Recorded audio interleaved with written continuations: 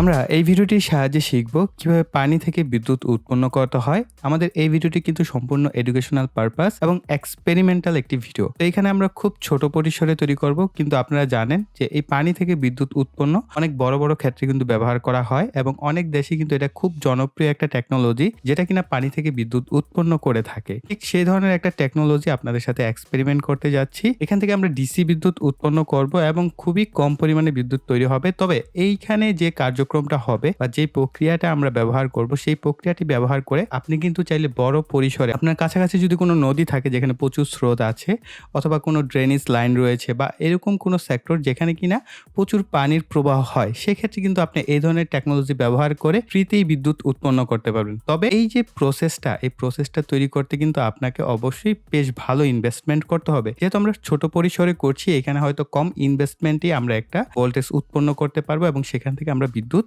পেয়ে যাব। এখানে দেখতেই পাচ্ছেন আমরা এটা নিয়ে এর আগে আমরা একটা ভিডিও করেছিলাম। এটা হচ্ছে মাইক্রো হাইড্রো জেনারেটর বলা হয় এই ডিভাইসটাকে। এটার মূল কাজই হচ্ছে একদিক থেকে পানিটা ঢুকবে, আরেক দিক থেকে বের হবে, এবং আমাদের এইখানে যে পয়েন্ট দুইটা বা তার দুইটা রয়েছে, এই দুইটা তারের মাধ্যমে যে একটা বিদ্যুৎ আউটপুট দিবে। বিদ্যুৎটা কতটুকু আউটপুট দিবে এখানে দেখেন লেখা রয়েছে F50, এটার মডেল নাম্বার, এবং 12 ভোল্ট, অর্থাৎ আমরা এখান থেকে 12 ভোল্ট পাবো। এখন অনেকেই বলতে পারেন যে ভাই, আমরা যদি এখানে 12 ভোল্ট পাই তাহলে আমরা বাক কনভার্টার ব্যবহার করে আমরা কিন্তু চাইলে আমাদের স্মার্টফোনকে চার্জ করতে পারবো কিনা। এটা আসলে চার্জ করা সম্ভব হবে না। এর একটা মূল কারণ হচ্ছে এইটা থেকে আমরা যেই ভোল্টেজটা পাবো, হ্যাঁ সেখানে আমরা ম্যাক্সিমাম 12 ভোল্ট পাবো, কিন্তু এটার যে এম্পিয়ারটা সেটা খুবই কম এম্পিয়ার আমরা এটার কাছ থেকে পেয়ে যাবো। অবশ্যই আমরা সেটার উপর একটা এক্সপেরিমেন্ট করব, সেটা সেপারেট একটা ভিডিওতে যদি আপনারা চান আর কি। তাহলে এটার উপর আমরা আরো একটা এক্সপেরিমেন্ট করব যে এটা সর্বোচ্চ কত এম্পিয়ার আউটপুট দিতে পারে, এবং আমরা যদি সেটাকে 5 ভোল্টে কনভার্ট করি তাহলে আমরা সর্বোচ্চ কত এম্পিয়ার পর্যন্ত নিতে পারি, এবং সেটা দিয়ে কি আমরা আমাদের আদৌ স্মার্টফোন বা কোনো ফোনকে চার্জ করতে পারি কিনা।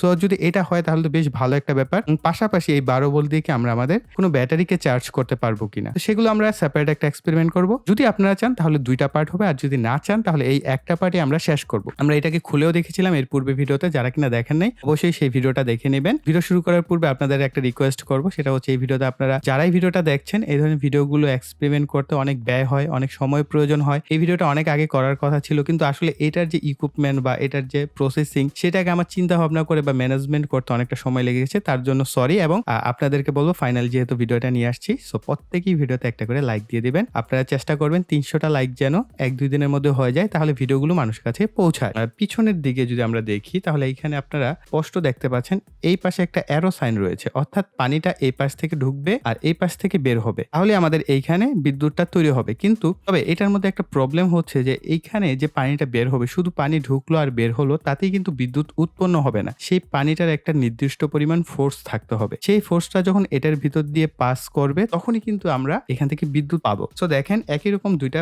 মোটর আমার কাছে আছে। এই মোটরটার সাথে আমি একটা ছোট 12 ভোল্টের এলইডি বাতি কানেকশন করেছি। সো এটা যদি সাকসেস হয় তখন আমরা আর বড় মানের এলইডি বাতি কানেকশন করে দেখবো যে আসলে সেটাকে আমরা জ্বালাতে পারছি কিনা। আরো বেশ কিছু কলকবজা দেখতে পাচ্ছেন। এই জিনিসপত্রগুলো না খুব ইজিলি পাওয়া যায়। আপনি আপনার এলাকার বা লোকাল যে মার্কেট আছে সেই মার্কেটে চলে যাবেন, এখানে গিয়ে হার্ডওয়্যারের দোকান অথবা হচ্ছে পানির যে কলটল ঠিক করা হয় অর্থাৎ স্যানিটারি যে দোকানগুলো আছে, এখানে গেলে দেখবেন এই পাইপ রাখা আছে, বিভিন্ন ধরনের পিভিসি পাইপ টাইপ যারা বিক্রি করে তাদের ওইখানে গিয়ে বলবেন যে এর প্রয়োজনে আপনার কাছে যদি এই ধরনের মোটর থাকে মোটরটা নিয়ে যাবেন। বলবেন যে আমি চাচ্ছি এটার সাথে আরেকটা পাইপকে আমি সংযোগ করতে বা কানেক্ট করতে, তাহলে কিভাবে আমরা করব সেটার জন্য একটা এখানে কানেক্টর দেন। এই কানেক্টর গুলো দিবে, দুই ধরনের কানেক্টর পাওয়া যায়, একটা হচ্ছে প্লাস্টিক আর একটা হচ্ছে এই ধরনের লোহার। তো এই ধরনের এগুলোর দাম খুব একটা বেশি না, আমার প্রাইস মনে নাই, অনেকদিন আগে কিনেছিলাম। এই ধরনের দুইটা জিনিস দরকার হবে যেগুলো আপনারা এটার সাথে কানেক্ট করতে পারবেন। আর এগুলো হচ্ছে 1/2 ইঞ্চির কানেক্টর। সো আপনি যদি সাথে করে মোটর নাও নেন তাহলে বলবেন যে 1/2 ইঞ্চি কানেক্টর দেন, তাহলে তারা বুঝে যাবে যে আপনার 1/2 ইঞ্চি পাইপের জন্য কোন কানেক্টরটা। এইটা একটা সুবিধা যে এই মোটরটা হচ্ছে পাইপের মাপ অনুযায়ী করা, এই কারণে আপনি খুব ইজিলি কানেক্ট করতে পারবেন। আর এটা খুব ইম্পর্টেন্ট, আসলে এটা ইম্পর্টেন্ট না, এটা হচ্ছে বাল্ব বলা হয়, অর্থাৎ পানিটা যে যাবে আপনি চাইলে এটার পানিটাকে বন্ধ করে রাখতে পারেন, মানে কথায় সুইচ। আমরা যারা ইলেকট্রনিক সেক্টরে তার আমরা বলতে পারি সুইচ। ভিতরের দিকে দেখতে পাচ্ছেন এটা বন্ধ আছে, আমরা যখন এটাকে ঘুরিয়ে দিব তখন হচ্ছে আমাদের এই পথ দিয়ে পানিটা পাস হতে পারবে। জাস্ট খুব সিম্পল, এটাকে বলা হয় বাল্ব, আর আমরা বলে থাকি সুইচ। ওকে, পানিটাকে আপনি চাইলে অন অফ করার জন্য এটা ব্যবহার করতে পারেন। আর এটা হচ্ছে আরেকটা কানেক্টর। সো এটাকে কানেক্ট করার জন্য কিন্তু আমাদের এই ধরনের কানেক্টর গুলো প্রয়োজন হবে। এই যে আমরা এভাবে ফিট করলাম, এটার সাথে এভাবে ফিট করে দিলাম। অলরাইট, সো এগুলোর দাম খুব বেশি না, 30-40 টাকা হলেই আপনারা এগুলো পেয়ে যাবেন। সো এক্সাক্ট প্রাইসটা আমার আসলে এই মুহূর্তে মনে নাই। খুব বেশি কস্ট বা খুব বেশি খরচ আপনাদের হবে না। প্রয়োজন হবে এটা হচ্ছে থ্রেড টেপ বলা হয়। থ্রেড টেপটা পেঁচিয়ে যদি আমরা কানেক্ট করি তাহলে হচ্ছে লিক করে পানিটা বের হবে না যদি ভালোভাবে কানেক্ট করতে পারি। সেই ধরনের একটা থ্রেড টেপ আমাদের প্রয়োজন হবে। আপনি যদি এদিক থেকে ফু দিতে পারেন খুব জোরে, তাহলে কিন্তু আমাদের এই বাতিটা জ্বলবে। কিন্তু আপনার এই যে এই পাশ থেকে ফুটা দিতে হলে অনেক জোরে দিতে হবে এবং অনেক বেশি প্রেসার প্রয়োজন হবে। যখন আমরা এইটাকে কানেক্ট করব সেই প্রেসারটা অনেকাংশে একটু কম প্রয়োজন হয়, আমার যেটা মনে হয়েছে পার্সোনালি। আমরা এই পাশে যে তীর চিহ্নটা আছে, এই তীর চিহ্নটা দেখে অবশ্যই কানেকশনটা করব, যেহেতু আমাদের পানিটা এই পাশ থেকে আসবে আর এখান থেকে বের হয়ে যাবে। এখানে আমরা জাস্ট একটা কানেক্টর বা বাল্বটা লাগিয়ে দিলেই আমাদের হয়ে যাচ্ছে। তো আমরা এই পাশটায় হচ্ছে থ্রেড টেপ সুন্দরভাবে পেঁচিয়ে নিব।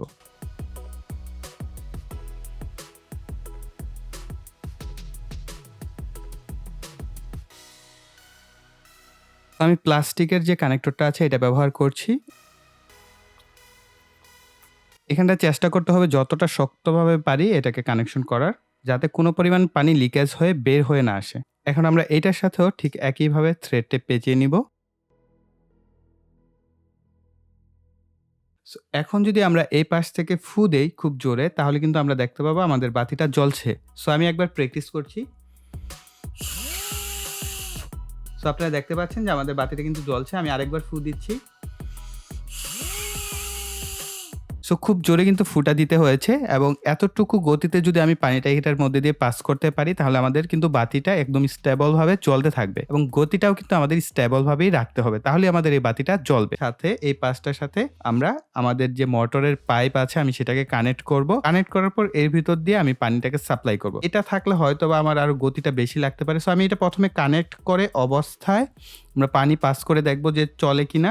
যদি আমাদের বাতি জ্বলে তাহলে আমরা এটা কানেক্ট করবো, আর না হয়তো এটাকে খুলে ফেলবো। অলরাইট, যদি আমরা এই একটা মাইক্রো হাইড্রো জেনারেটর মোটর দিয়ে এই বিদ্যুৎটা তৈরি করতে পারি, তাহলে আমরা কিন্তু এর পাশাপাশি যদি আরেকটাকে কানেক্ট করেও এই বিদ্যুৎটা তৈরি করতে পারি, তাহলে কিন্তু আমরা ডাবল বিদ্যুৎ পাচ্ছি। এবং আমরা এটাকে যদি প্যারালালে কানেকশন করে দেই, তাহলে অর্থাৎ লালের সাথে লাল এবং কালোর সাথে কালোকে কানেক্ট করে দেই, তাহলে আমরা ভোল্টেজটা একই থাকবে কিন্তু আমাদের এম্পিয়ারটা ডাবল হয়ে যাবে। সেই ক্ষেত্রে হয়তো একটা কার্যকর এম্পিয়ার আমরা পেতে পারি, কিন্তু সমস্যা হচ্ছে একটাই, সেই ক্ষেত্রে আমাদের পানির যে ফোর্স বা গতি সেটা অনেক বেশি হতে হবে। সেটা আদৌ পসিবল কিনা সেটাও আমরা এক্সপেরিমেন্ট করে ফেলবো এই ভিডিওতেই। এখানে দেখতে পাচ্ছেন আমার বাসার যে মোটরের পাম্পের যে পাইপ সেইটা হচ্ছে আমি এখানে কানেকশন করেছি। তো এটার মধ্যে জাস্ট বরাবর হচ্ছে এভাবে ঘুরালে এর ভিতরে হচ্ছে এটা সেটআপ হয়ে যায়। তো এটাকে এভাবে সেটআপ করা হয়েছে। আর আমাদের এই কলটার এইখানে যে আমরা টিউবটা ব্যবহার করেছি এটাকে হচ্ছে দেখতে পাচ্ছেন বাল্ব বলা হয়। এটাকে কিন্তু আমরা ওপেন রেখেছি। ওকে, সো এখন যদি আমরা মোটর ছাড়ি তাহলে আমাদের যে পানির গতিটা সেটা অনুযায়ী আমাদের এই বাতিটা জ্বলার কথা।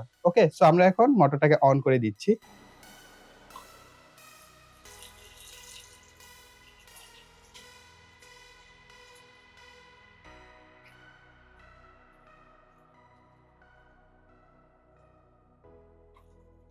তো মোটামুটি অল্প গতিতে কিন্তু আমাদের এই বাতিটা জ্বলছে। এর কারণ হচ্ছে আমাদের এই বাতিটা অনেক কম এম্পিয়ারে জ্বলে।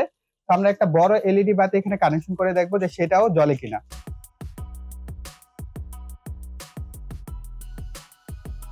এখানে হচ্ছে আমরা এই বাতিটা লাগাবো। এই বাতিটা মোটামুটি এম্পিয়ার বেশি টানে এর আগের বাতিটা থেকে। সো আমরা এই এলইডি বাতি, এটা কিন্তু একটা এলইডি বাতি, আমরা এই বাতিটাকে এখন এই মোটরের সাথে কানেকশন করে দিচ্ছি। সো এখন আপনারা দেখতে পাচ্ছেন আমরা এই বাতিটাকে হচ্ছে এটার সাথে কানেকশন করেছি। এখন আমরা আবার মোটরটাকে অন করে দেখব যে আমাদের এই বাতিটাও জ্বলে কিনা।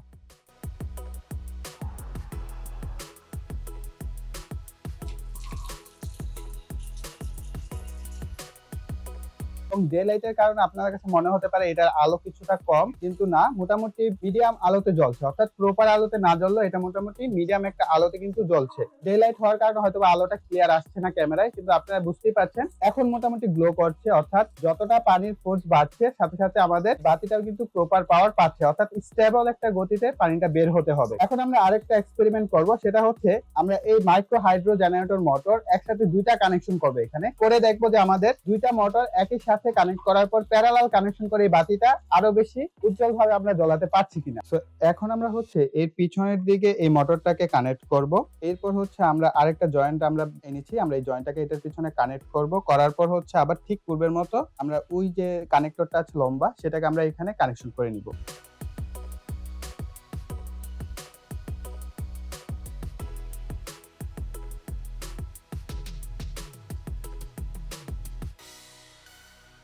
এখন আমরা এই মোটরের যে দুইটা লাল তার দেখতে পাচ্ছেন, এই দুইটাকে আমরা একত্রে সংযুক্ত করে দিচ্ছি, অর্থাৎ আমরা এদের মধ্যে একটা প্যারালাল কানেকশন করে দিচ্ছি। এবং এই কালো যে তারটা আছে এটা আমরা কালো তারটার সাথে জাস্ট সংযুক্ত করে দিব। বাতিটা আছে, আমরা এই বাতিটারও যে পজিটিভ আছে এটাকে আমরা লালের সাথে সংযুক্ত করব, আর নেগেটিভকে কালোর সাথে সংযুক্ত করে দিব।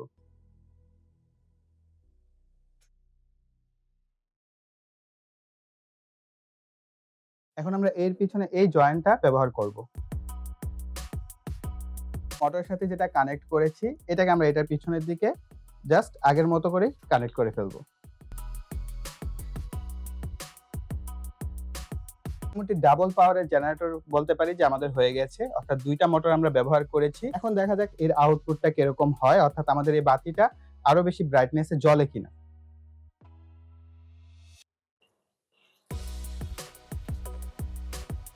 বাতিটা কিন্তু আগের যে ব্রাইটনেস ছিল সেই ব্রাইটনেসই জ্বলছে।